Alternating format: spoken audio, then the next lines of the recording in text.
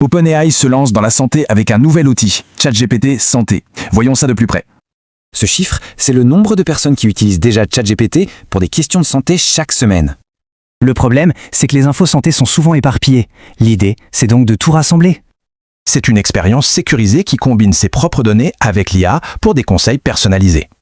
Et bien sûr, avec des données aussi sensibles, la sécurité est vraiment au cœur du système.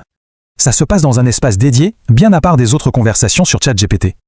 Chiffrement dédié, isolation renforcée. Et surtout, les données ne sont pas utilisées pour entraîner les modèles. Le point crucial, l'info ne va que dans un sens. Rien ne retourne vers le ChatGPT principal. Alors, maintenant qu'on a vu la sécurité, voyons ce que ce hub peut vraiment faire.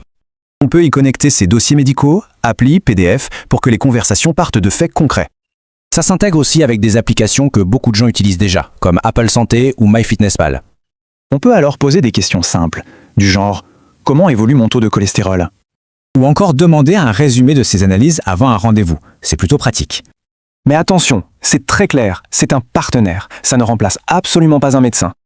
Pour que ce soit fiable, l'outil a été conçu main dans la main avec des experts médicaux.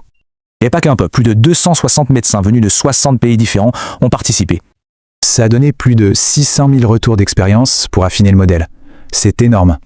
Le tout est évalué par HealthBench, un protocole fait par des cliniciens pour garantir la sécurité. Pour commencer, c'est assez simple. Une fois qu'on a l'accès, il suffit de suivre les étapes. Pour l'instant, c'est pour un groupe pilote, mais la liste d'attente est déjà ouverte. La vraie question, c'est et si toutes ces données de santé pouvaient enfin raconter une seule et même histoire ?